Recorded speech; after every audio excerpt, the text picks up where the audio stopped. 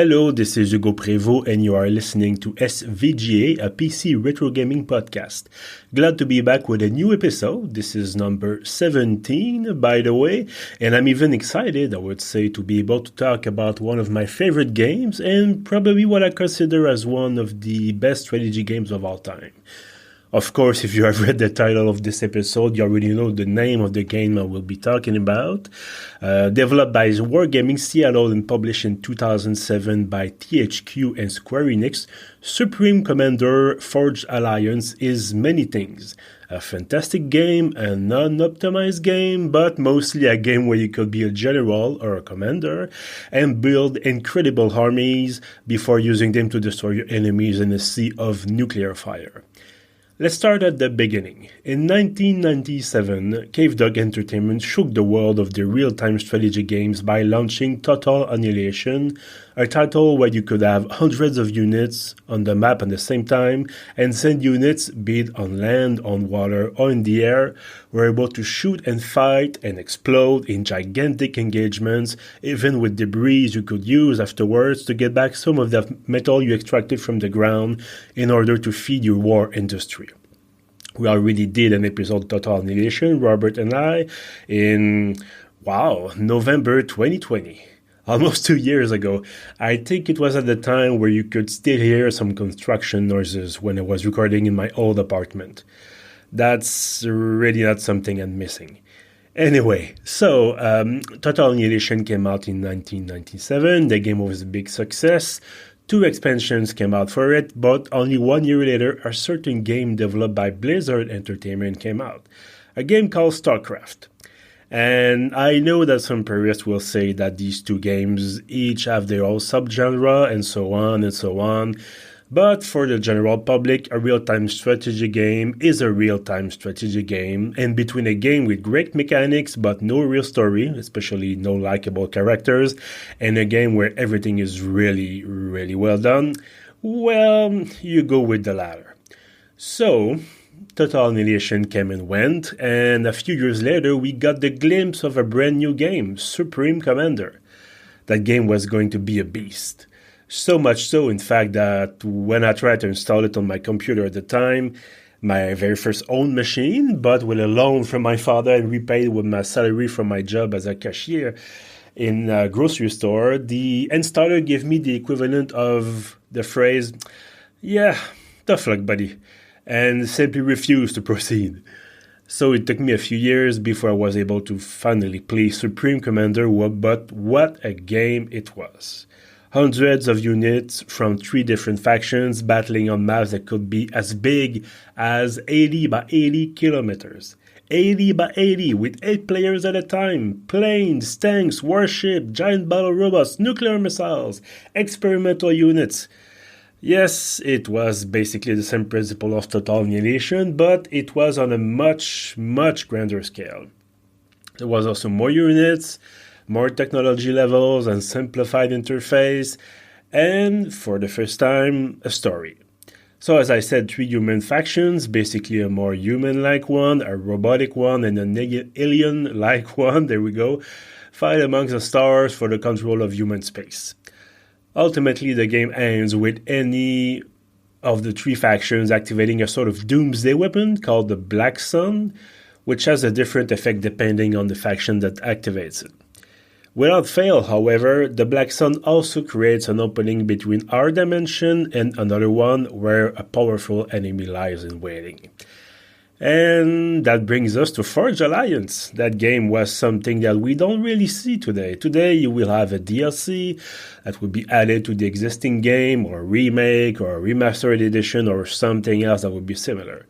In 2007 you still had, albeit rarely, some autonomous expansions, and this is exactly what Forged Alliance was. It came out a few months only after the original game, but you could and should play it alone. Not that Supreme Commander is a bad game per se, but maybe because all the changes included in this new game, so to speak, are so important that you don't really need or should need the first Supreme Commander to feel at home in this new one. Okay, I need to backtrack a bit because otherwise I'll dive headfirst into Forge Alliance, how great it is, and you don't want that, I'm sure. So let's do this step by step. What do you say? There are, I would say, two main differences between Total Annihilation and the Supreme Commander series. Albeit Supreme Commander 2 changing things around again, and there's Planetary Annihilation. It's complicated, okay? So, two main differences between Total Annihilation, Supreme Commander, and Forge Alliance. There. Two main differences, as I said. The first one is about resources. You still extract only two of them, mass and energy. It was metal and energy in Total Annihilation, but it could be called gummy bears, and you could have gummy bears deposits and gummy bears mines. It's the same thing. The difference this time is that you have the capacity to go into the negative and still produce units and buildings and upgrade sealed buildings. Well, that aspect of the game is a bit tricky. You could technically still produce and construct even if your resources were in the red in Total Annihilation, but that was very limited. Basically, if you were in the red in TA, you were in trouble. You can still be in trouble with Supreme Commander Forge Alliance, but you can also assign as many construction units as you want to a building producing units, or to another construction unit, or your commander, and even if all the production power depletes your mass and or energy reserves, you can still produce or construct or upgrade something. Of course, if you are at minus 1,000 mass per second, as an example, you won't get anywhere. But the overall resource system is a bit more lenient in that sense, as if getting to zero isn't the end of the road. The other main difference is time.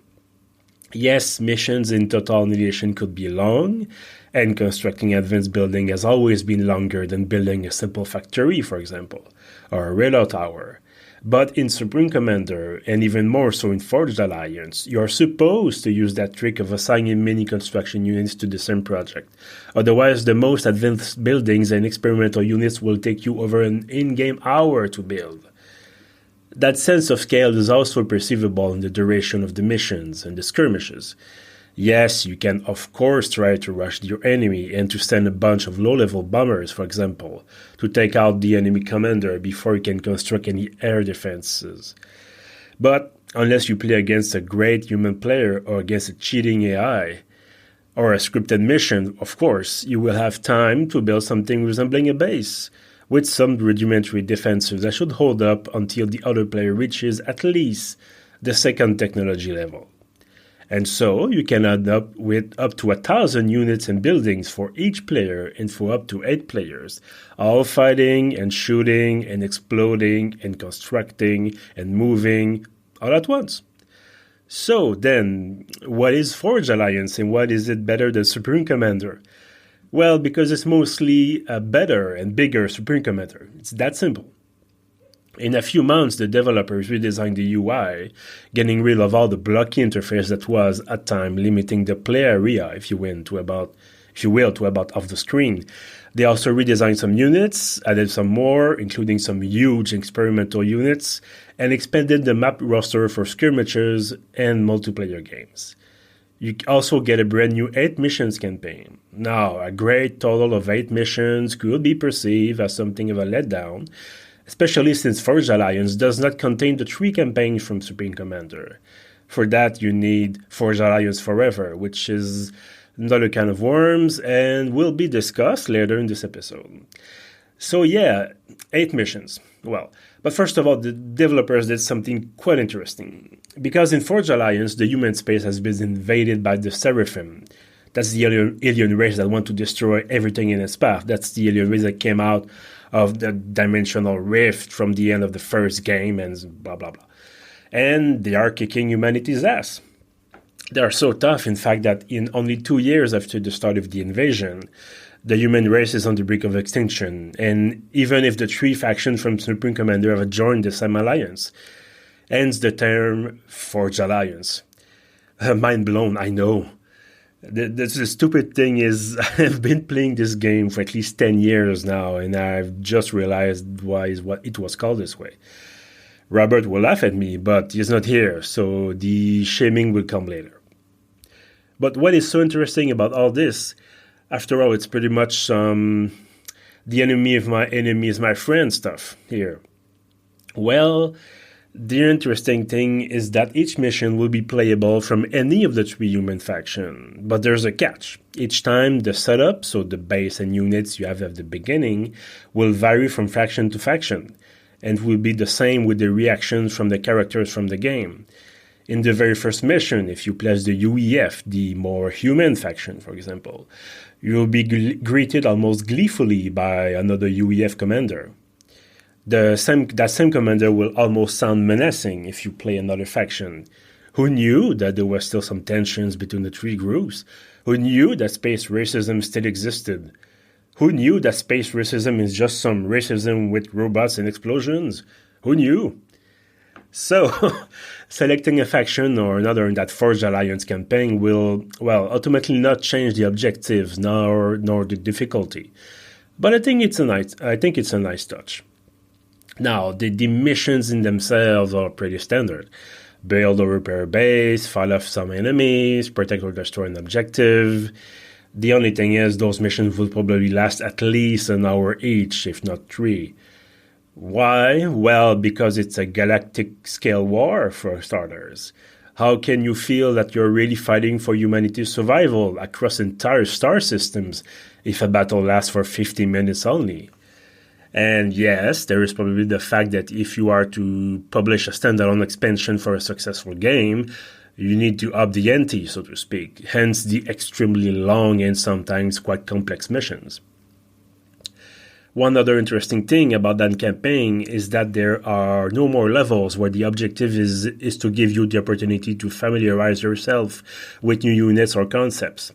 No, there's no time for that, and since Forged Alliance is supposed to be an expansion, the developers believe that you already played Supreme Commander, and that you not only know your way around, but that you also know how to build an economy, upgrade your mines and factories, and construct what will essentially be an efficient army. Indeed, in the very first level, you start in a base where there are some of the most useful, efficient, and powerful buildings in the entire game. But there's also a situation where you will not be attacked. I mean, really attacked until you move forward. So there is no tutorial, but there is a kind of tutorial. A tutorial that lets you do pretty much whatever you want. And I really mean whatever you want. You absolutely can spend an hour and even more to build up your base and prepare for the rest of the mission by constructing, some gigantic experimental gunships or an army of 200 battle robots. Or you can simply, if someone can call this simple, deploy a dozen nuclear missile launchers or so and just try to nuke the enemy into oblivion. Although, the AI usually has an anti-missiles launcher as well, so nukes are quite useful in a way that it destroys everything in an instant at a certain blast radius, but ironically you are probably better off with some powerful artillery guns. But in order to build those guns, it takes a lot of time and resources, and that means building more mines, more energy reactors, more defensive structures, because your base is expanding and it needs to be protected. Well, you know where I'm going with this. Although Forged Alliance is indeed a game where excess is encouraged, contrary, say, to StarCraft, where the balance is really more perceivable, in that sense that it is usually quite difficult to just build a dozen battle cruisers and wipe out the other players or the AI. You still need some sort of balance, some sort of equilibrium if you want the game to be playable and enjoyable. On the other end of the spectrum, however, I do remember completing the very last mission of the Forged Alliance campaign, where you need to destroy the 2 pillars of a gigantic portal. Said portal could be directly opened between our dimension and the one where the Seraphim come from, and give them the opportunity to just direct a constant flow of units, essentially dooming humanity. So, in order to do that, whilst on a timer, so to speak, you could construct a huge army and battle your way down the map, or try to be lucky with a nuclear missile strike or a strategic bomber wave, or you could play like me and build a strong defensive base and then construct a row of huge cannons and destroy the pillars from afar. It's a bit anticlimactic, but hey, it works. So, of course, it can be a bit boring just staying in your base, building defensive structures, and then attack after an hour because your gigantic cannon is ready to go. And that's why there are options, luckily. You can always transform Forge Alliance in a battle of movement or try to rush the development of a specific and powerful unit, then go for a possible suicide mission in order to take out the enemy commander. The possibilities are numerous, and that is certainly one of the best aspects of the game. However, for all its perks, Forge Alliance also has problems. First of all, it came out in 2007, and 2007, you could have the best computer money could buy. That game will still be unoptimized. And it came out the same year of Crysis, I think, if you remember, and you know what they say about Crysis. So, 15 years later, is Forge Alliance running more smoothly? Well, yes and no. Yes, a modern enough computer should be largely sufficient to play a game with hundreds or even thousands of units on the screen. However, if you go on the heavier side of things with thousands of units at one time, as I said, even so, if you modify the game to bypass the unit limit, there will be some slowdowns. And you could always try to boost the game speed by mashing the plus key on your keyboard. This won't do anything to help. It is also a game that can be, well, ironically enough, limited in its scope. I say that in the sense that usually when you find a good tactic, you will keep using that same way of doing things until it doesn't work anymore. But that can all change when you play against people over the internet. If you can make it work, that is. Because since it's a game from 2007, the old system to play against other humans has been shut down for a while now. I think they patched it and that you can now play directly over Steam, but I'm not sure. And I have no idea how it works if you buy the game from GOG, for example. That being said, and that's something I talked about in the beginning of the episode, there is something called Forge Alliance Forever. It is completely free, and it is part community, part mod repository, part multiplayer lobby, part almost everything, in fact. There aren't that many players on that service, but you can usually find dozens or even hundreds of people at the same time. And that service is quite good. You can find new maps, even whole new campaigns. You can find a brand new AI model, new units. You can play the entire Supreme Commander and Forged Alliance campaigns in co-op mode, or even in solo if you play co-op, so to speak, but alone. The sky is the limit. Truly, the only problems of Forged Alliance are problems that are linked to the year it came out. I mean, games for Windows Live were still a thing, for God's sake. If you can get past the slowdowns, if you can get past the grind, if you are one of the strategy games player that like to take its time, then you are in for a treat. Even better, that game can usually be bought with Supreme Commander for less than $5. Now, about Supreme Commander 2 and Planet Annihilation. Oh boy, I'm afraid that it's quite out of our scope here, but maybe one day we will dive right into that nest of controversies and letdowns. In the meantime, my name is Hugo Prévost. Thank you very much for being here with me today for that new episode of SVGA. You can catch up on previous episodes on pieuvre.ca. We are also on Apple Podcasts, Spotify, Google Podcasts, and on our hosting service, Balado Québec. You can also follow us on social media. We are SVGA Podcast in one word on Twitter and Facebook. Until next time.